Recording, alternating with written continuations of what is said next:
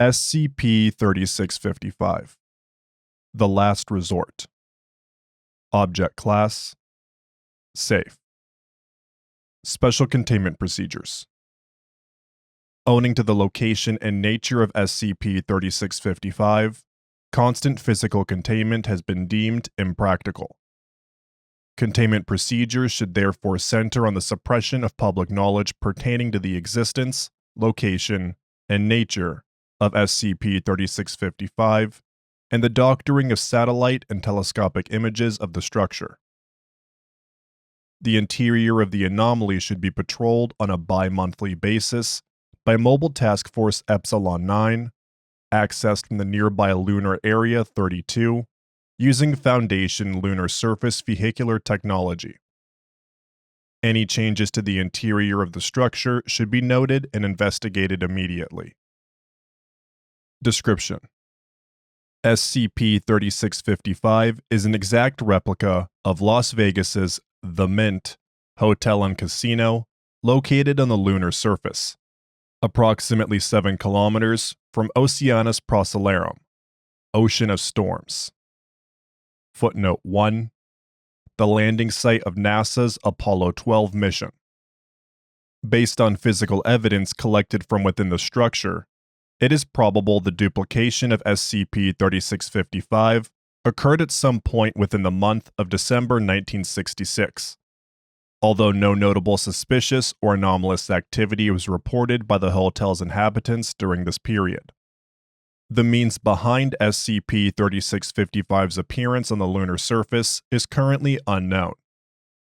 Internally, the structure maintains an atmosphere identical to that of Earth, a constant temperature of 21 degrees Celsius, and generates or receives water and electricity from an unknown source. However, the interior remains the only area fit for human habitation, as normal lunar conditions resume beyond the outer limits of the structure. Of note is the significant amount of damage sustained by the interior of the structure, most prominently within the foyer area of the hotel and the central gambling hall of the casino.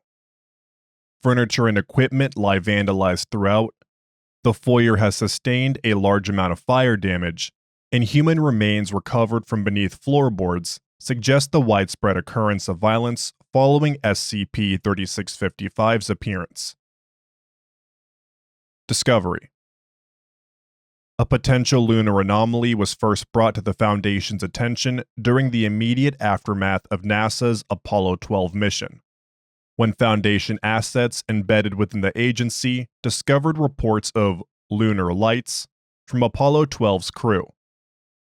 Further research conducted by the Foundation was later able to verify these claims, with the source being identified as a large, unknown object in close proximity to the Apollo 12 mission site.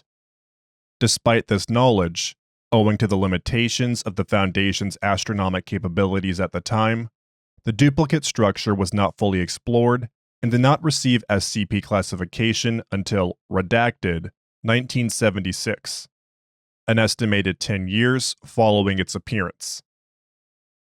Upon Foundation discovery, the remains of some 189 inhabitants of the hotel were found throughout the complex in various states of decay, suggesting the anomalous event that led to the duplication of the Mint similarly affected any guests present within the structure at the exact moment of duplication. However, this number falls far short of the average number of inhabitants within the hotel and casino at any given time in 1966, suggesting that a significant number of these visitors were either spared the effects of the duplication or have not yet been discovered in or around SCP-3655. Addendum 3655 1A. The following are excerpts from a journal recovered from the office of Harrison Garcia within SCP-3655.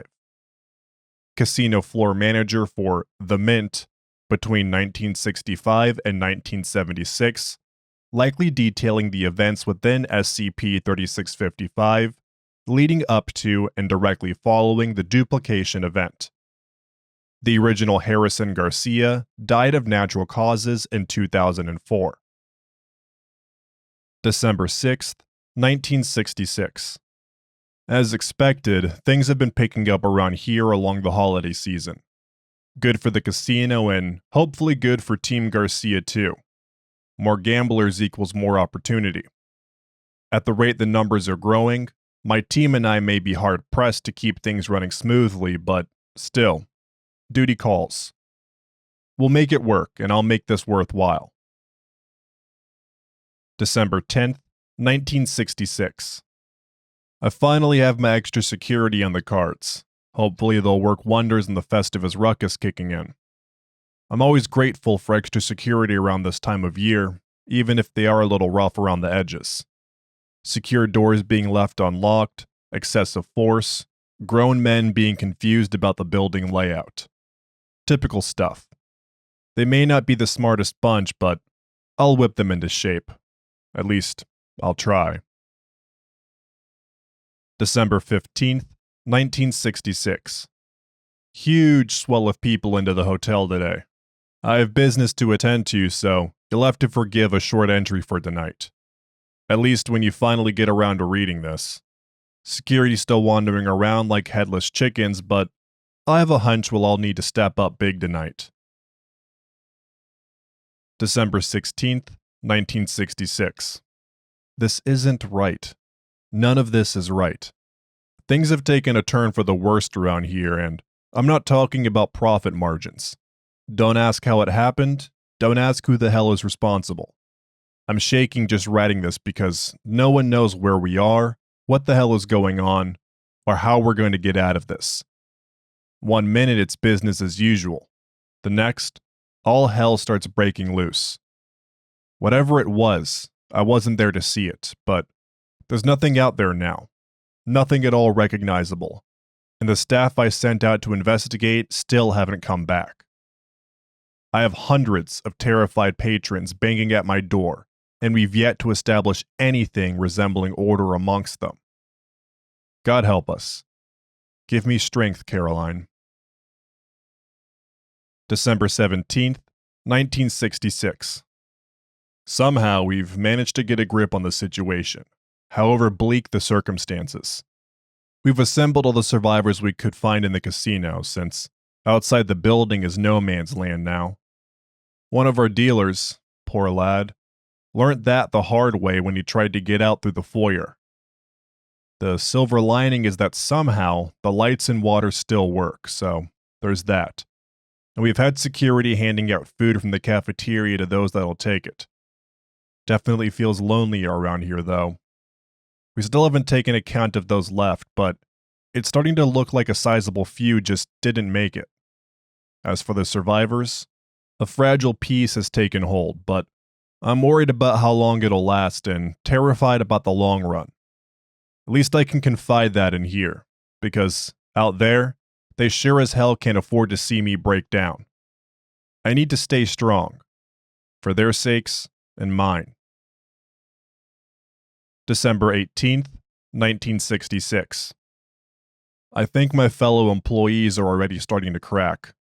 I had to stop a colleague of 5 years from heading back to the cage and allowing the exchange of chips for cash, not to mention the restaurant staff from selling food and booze like nothing's the matter.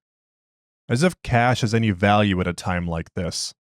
I don't know how much booze got out before I put a stop to it, but I do know that drunkenness is not a wild card I'd like to be contending with given the already dire circumstances. I'm going to have to run a much tighter ship if we're to stand any chance of getting through this. December 19th, 1966. We've managed to track down those with alcohol. Too bad they're mostly members of my own damn security staff. One of them has already managed to drink himself into a coma, and plenty more seem intent on following that example. So not only do we now have fewer hands on deck, but our supplies are dwindling by the day to boot. Caroline, I wonder if I'm already the only sane one left. December 20th, 1966. The past couple of hours have been a nightmare. The fire started before anyone knew what was happening, and That was when we noticed it.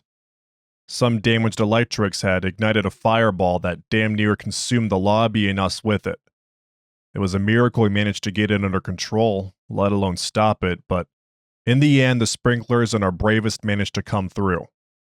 I just hope there aren't any more surprises headed our way, because our hopes and resources are stretched far enough as it is.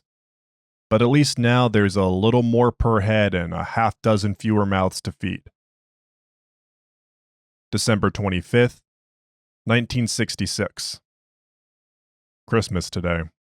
Even though I knew I'd be spending it without you, somehow our predicament only makes the feeling worse. I can only hope your fortunes are better. December 29th, 1966. More troubles in paradise.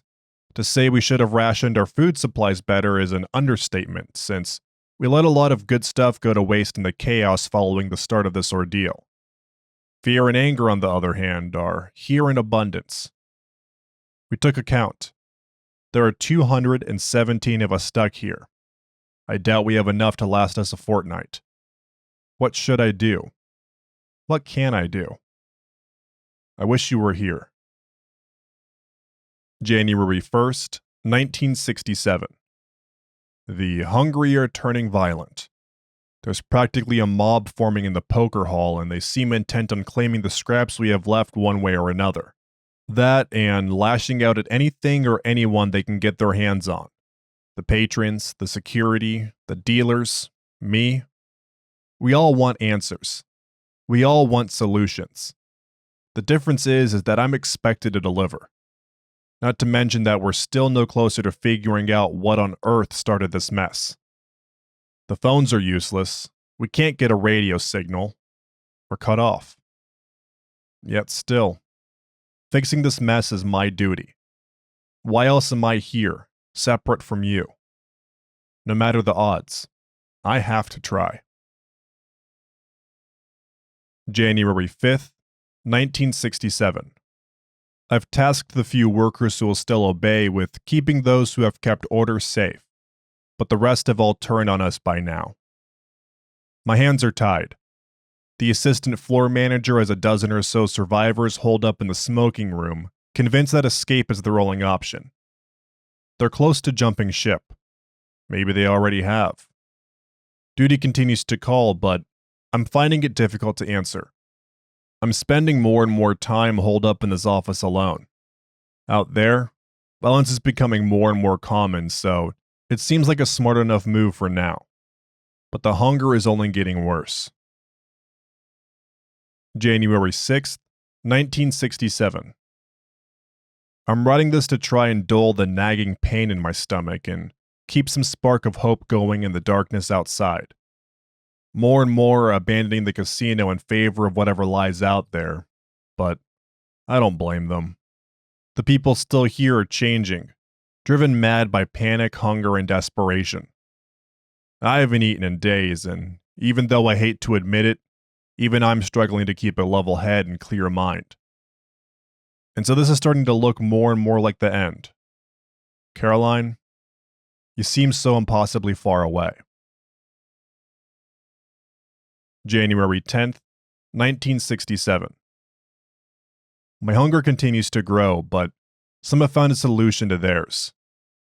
Dozens missing, dozens dead, but I suppose I should have expected this. They came here to gamble, and gamble they will, whatever the odds. To eat or be eaten, all down to a roll of the dice. I can only refuse, keeping my dignity for whatever it's worth. For now, I'm still safe in my office. It's preferable to the destruction and depravity that lies below. I can hear them, even now. The rolling of dice, the spin of the roulette wheel, the inevitable screams and whoops of crazed mania that follow. Then, at last, silence until the next round. What happens when they need new suckers for their little game? January 12th, 1967. My luck has run out, and it appears my time is up. They're at my door now, and in a few short moments they'll be upon me, so I'm writing now for anyone who will listen. to preserve what happened here, to ask why. Know that I tried to keep things together, tried to do my duty, tried for the people that matter most. It was only the promise of a better future that brought me here, and even if I can never share that with those I love, I can share this message of regret with you. Tell Caroline I'm sorry. Thank you for listening to SCP-3655, The Last Resort, by Mr. Wrong. If you enjoyed this SCP, please like and subscribe, and follow the link in the description of the SCP Wiki, and vote up the article to support the author and the SCP Wiki as a whole.